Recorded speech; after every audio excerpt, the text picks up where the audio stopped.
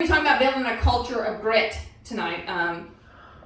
There was Ben's middle school graduation was 2 weeks ago, I think, and I think it was the superintendent was talking, and he said something about y'all have just made it through this pandemic with a lot of grit, and then he just went on talking. For whatever reason, that one little thing stood out to me, and I began to think about it and ponder it, and so that became a message. So here you go. We're going to talk about building a culture of grit.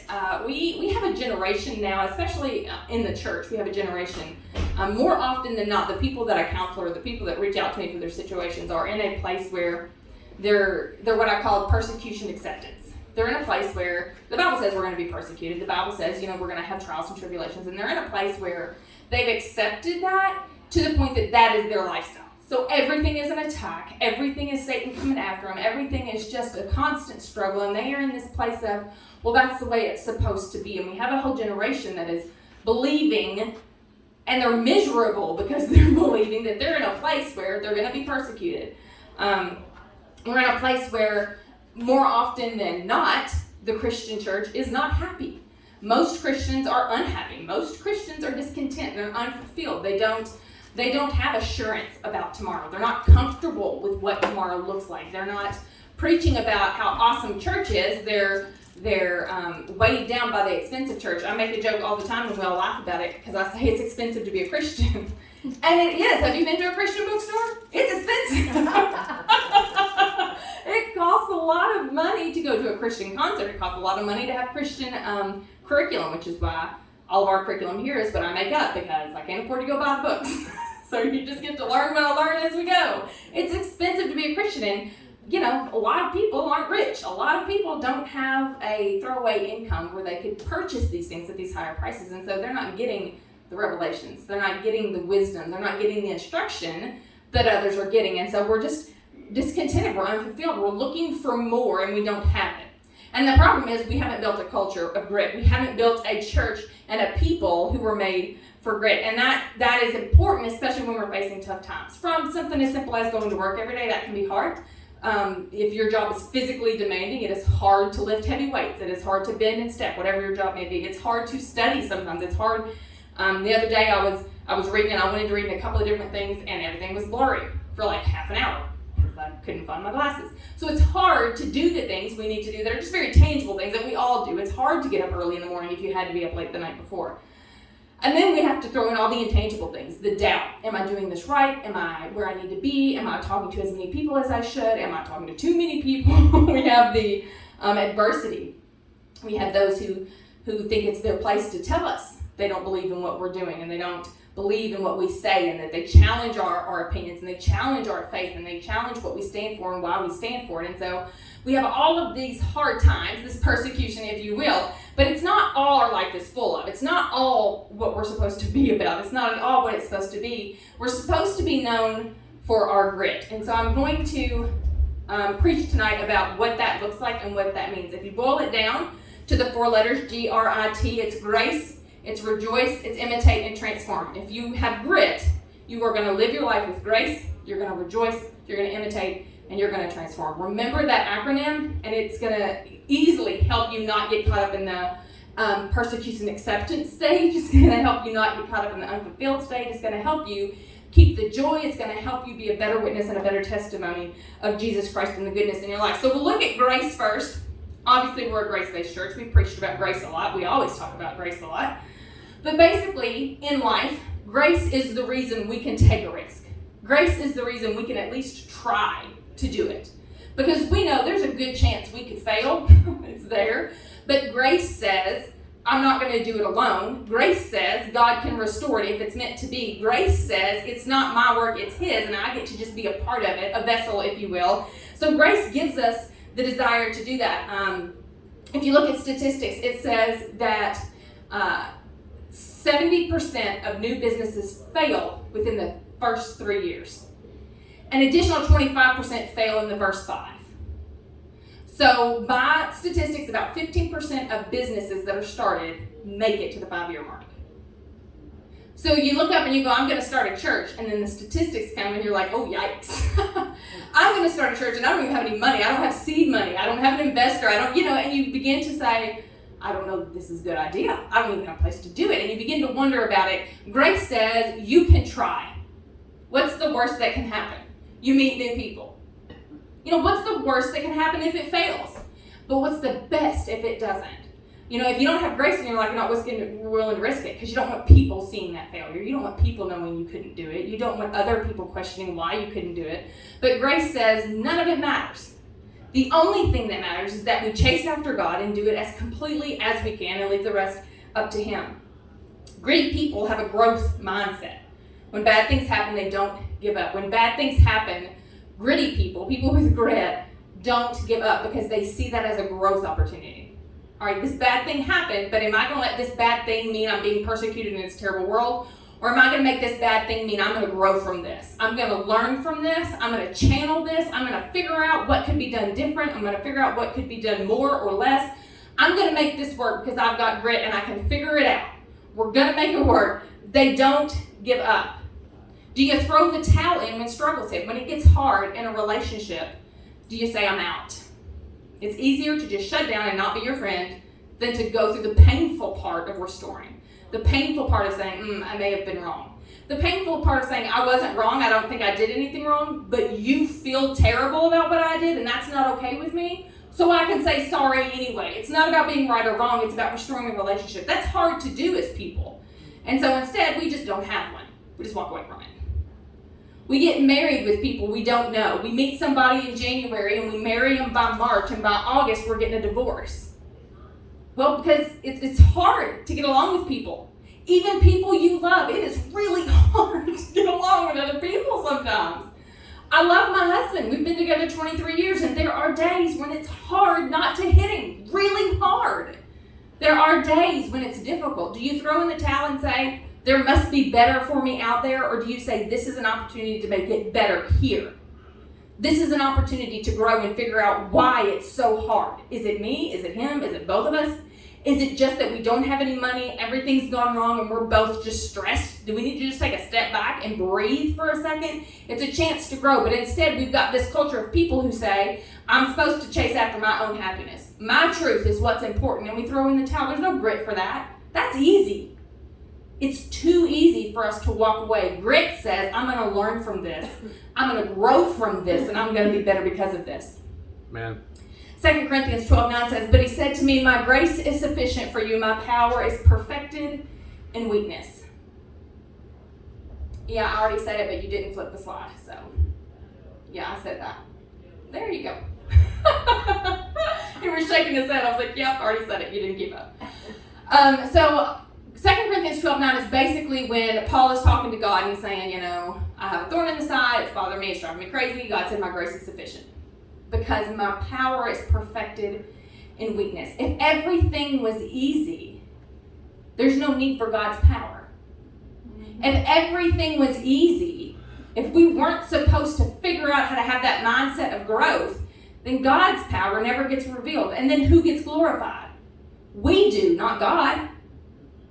And the problem is we want an easy road. We want somebody to come by and say, God loves you, and God's not mad at you, and you're going to heaven, and so life's a smooth road. That's not necessarily the case, but it can still be a joyful road.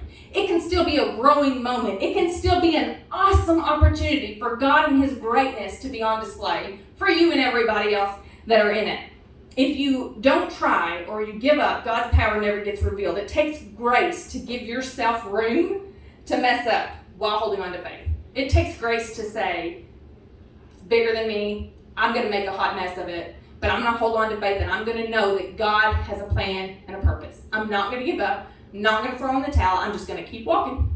I'm going to, how they put the blinders on horses so that they can't see and be distracted? I'm going to wear my blinders and just, for that one goal, I'm going to that spot, and I'm not going to be distracted by anything else. It takes grit and it takes grace to be able to do that, because too often we get distracted and then we get down on ourselves. Well, so-and-so was able to do it. Well, so-and-so looks better doing it. Well, so-and-so's, she eats as much as I do, and she's half my size. And we begin to get down on ourselves. Grace says, she's half my size, but you know what? I'm never going to get kidnapped. So, congratulations to the skinny girl. I don't have to worry, There's always a bright side, and grace gives you the ability to see the bright side rather than caught up in the persecution, rather than caught up in the moment of, why not me?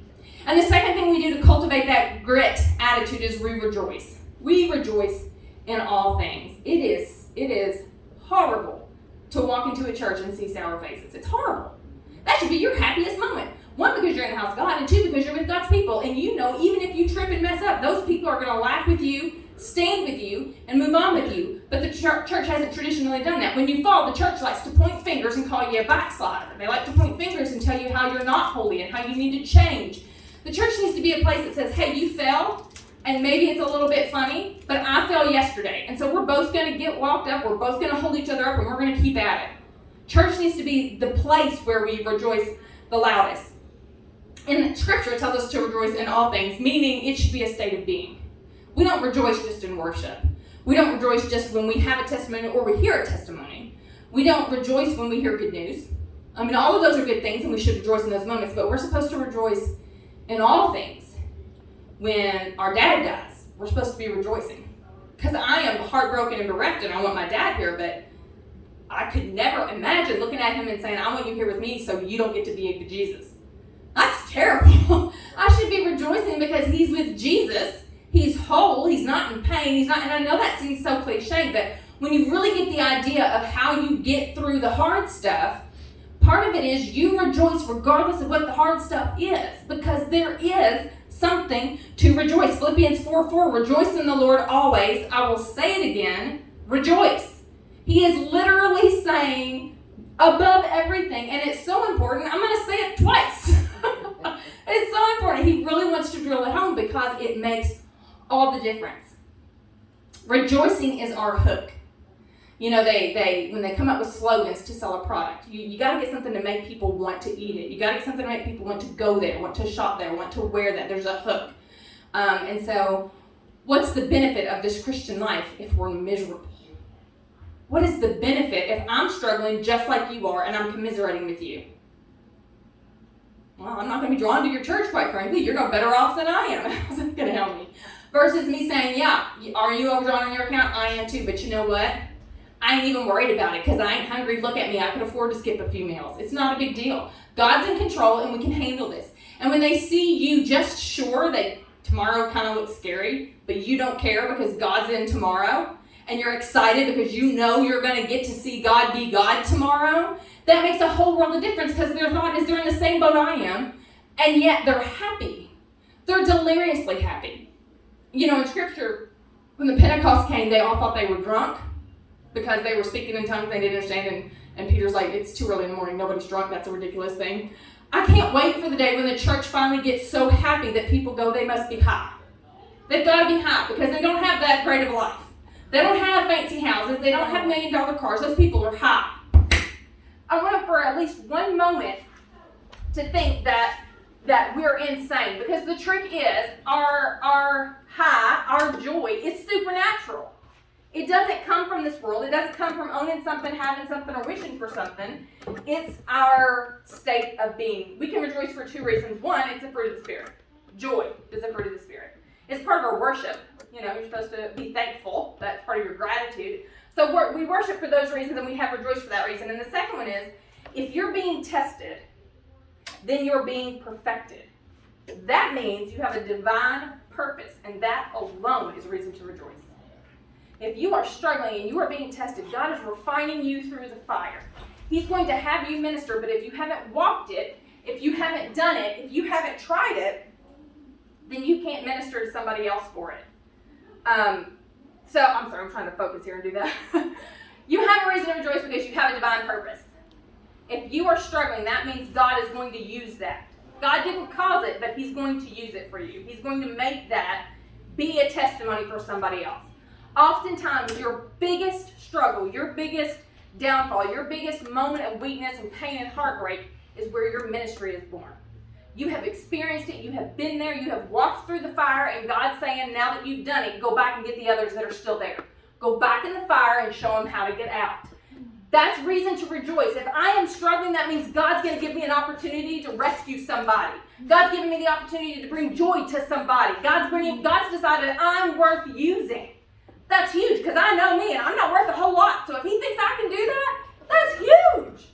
You know, I don't have a fancy college degree. I don't have all these, extra master's degrees and these divinity degrees, and I haven't been, but if God looks at me and says, hey, you're struggling right now, and I'm going to use it, we should so be rejoicing in the struggle, because one, we know we're coming out of it, so there's going to be a testimony. You might not know what it looks like or when, but we know it's coming. And two, because that means God's going to use you, and he has a plan for you. The third thing we get from grit is to imitate. You know, at the risk of sounding cliche and dorky, what would Jesus do? We're called to be like Christ. So anytime we have something going on, we're supposed to imitate. Honestly, it's the best imitation test if we sit and say, what would Jesus do? If you want to exclude somebody, think, did Jesus ever do that? If you want to include somebody, did Jesus ever do that?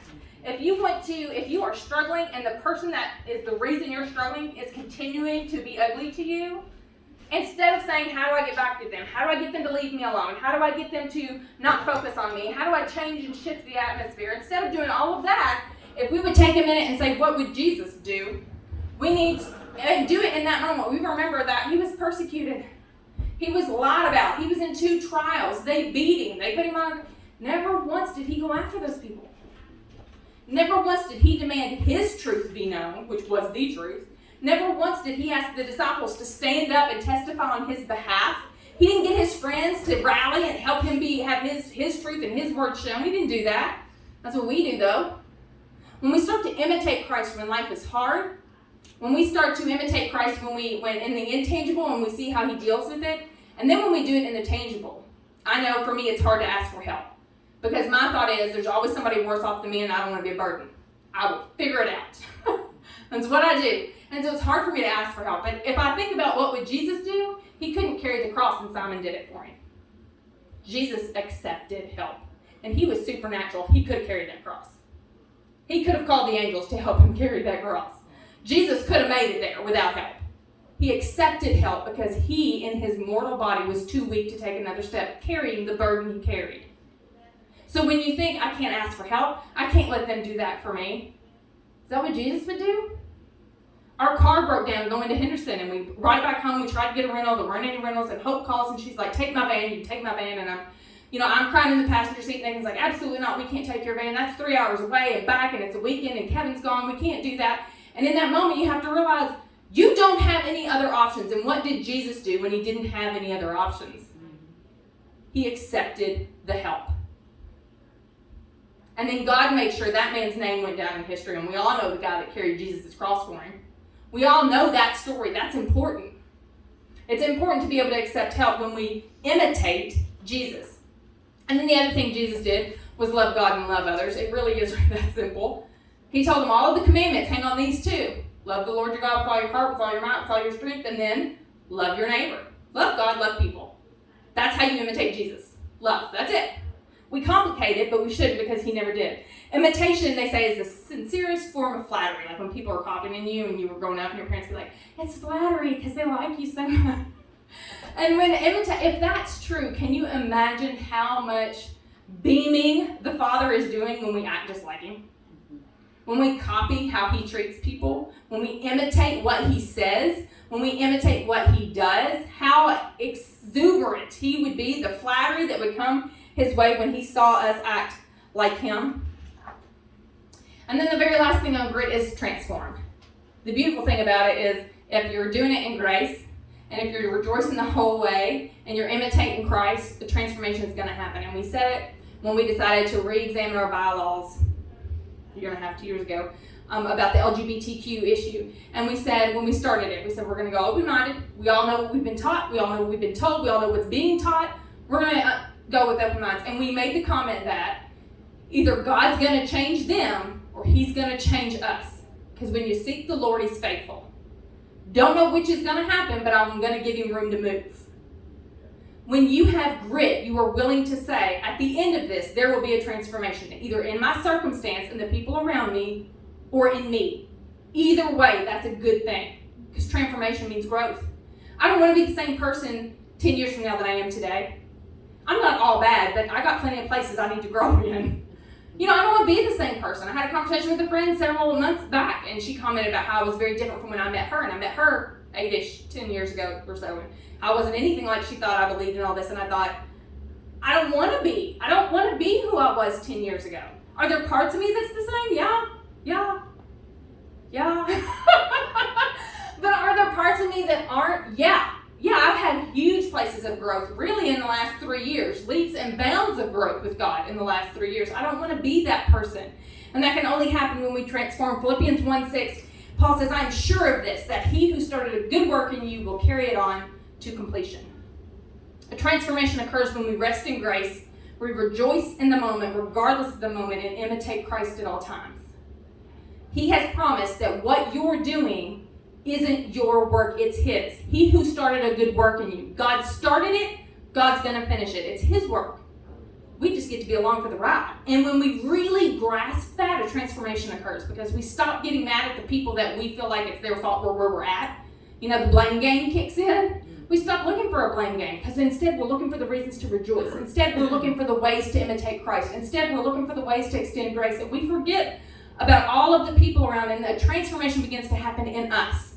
And that creates a transformation in other people. I love watching documentaries, and I was watching one about a war criminal from the Holocaust. And the guy had, like back in the 1940s, he had been an accountant in one of the concentration camps. And so the United States government found something out, and then Germany didn't want to prosecute him, and they did. So there was a whole hullabaloo about that. But eventually in Germany they prosecuted him. He was 93 when they took him to court. And he goes into court and he begins to share his experience. Nobody asked him for it. It was almost like a brag. They weren't asking him these questions. He was just offering the information of these heinous things that the Nazis did to the Jews, and that they did to the babies, and what they did on the loading ranks, and just goes into detail. It's horrible. Well, there were surviving Holocaust members at the trial that were there for witnesses and that kind of thing. And there were several of them, all, again, around his age, 70s, 80s, 90s. And one of the older women, she had a twin. And so they were with Dr. Mengele's experiments because they were twins. Well, her twin had passed away, and she was there. And at the end of it, when they got to sentencing for him, she stood up and she said, I forgive him. She said, I've forgiven everybody in my life, because truthfully, I couldn't be sane. My mind wouldn't work if I was still stuck blaming and in anguish and dying to see justice and retribution. I wouldn't have my right mind. I have to, so that I can have peace and closure to move on. And so she said that, and she sat down, and we've all heard cases where the people get up and say, I forgive you, and that kind of thing. So I was impressed about her faith, but not shocked, because I'd seen that before. But then as it ends, and then they're getting ready to send everybody home or whatever, she goes to the man. She hugs him. She holds his hand. She kneels down beside him. He has had no, I'm sorry, I'm a terrible person moment here. Like I said, he's sharing the war crimes. And she leans down beside him and she says, I just want you to please share with your fellow Nazi people what you saw here today. Let them see that we are people. They still see us as cattle in those cars. You tell them that we are walking with these scars. We are walking with these tattoos on our arms. We're real. And he nodded to her. That man, he ended up getting sentenced to 6 years, I think. To the day he died, he made it his mission to combat everyone who said the Holocaust wasn't real. He was there, and his experiences would go to testify that it was real. He began to tell people about how it was wrong. He even made a statement, I am morally unjust. I am morally wrong. I am morally responsible for the sins of my day. He was transformed because she was transformed. She looked at her circumstance, awful though it was, and said, there has to be a reason. God has to have a plan, and I can rejoice because I know God has a plan. I don't know what it is, and I don't really think it's going to happen today, but he's got a plan, and I can be happy for that. And I can survive every day of my life not being bitter, not being sad and crying for all of the people I lost and all the nightmares I likely had, my sister and the experiments that she still had to deal with today and the side effects. She could have spent her whole life under the persecution acceptance mode. And instead she said, I'm going to have a little bit of grit. I'm going to have grace for myself and give myself time to grieve the moment that I had. I'm going to rejoice no matter what happens, and I'm going to imitate Christ and save the one who came to kill me. Just like Jesus. And while she was transformed so that she could smile in the interviews and talk about her experience, she transformed the devil himself in that courtroom. And he spent the rest of his days completely transformed by her. That's grit. That's what the church has the power to do if we would just do it. We're too quick to say, well, I have to be persecuted because Jesus is. I don't care. Jesus didn't go around saying, hey, none of the Pharisees like me, so everybody come over here. He didn't care. Let them not like me. I'm not giving them 10 seconds of my thought. I have a job here. I have a divine purpose here. I have a world to save here. They may have opinions, but I've got a plan. They may have ideas, but I've got a Father. They may have a purpose, but my divine will is what's going to prevail here, and that's where I'm looking at. Jesus had grit, and that's what we're supposed to do because that's the only thing that can transform our situation. People with grit have testimonies. And that little Jewish woman had the best testimony I've heard in a long time. That she could say that. We're supposed to go into all the world. In Matthew, the very last thing Jesus says before he goes back to heaven and sends the disciples out, he says, go into all of the world. And you're supposed to be telling people about Jesus. I want people to know my Jesus was victorious, not a victim. I don't want to go, well, I have to be like Jesus. He suffered, so I have to suffer. Jesus didn't suffer but for a minute. And he welcomed the suffering because it meant your salvation. He welcomed the ridicule because it meant your freedom. He welcomed the judgment because it meant he could free the whole world.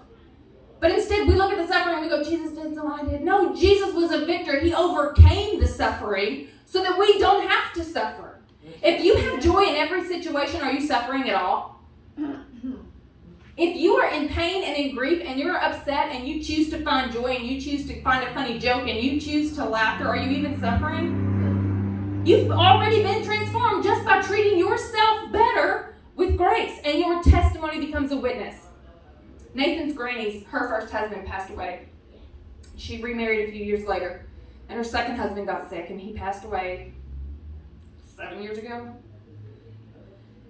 And she remarried, and she's with Roger now, and she lost her youngest daughter, Aunt Kim, to cancer last month, and she sat with us and laughed.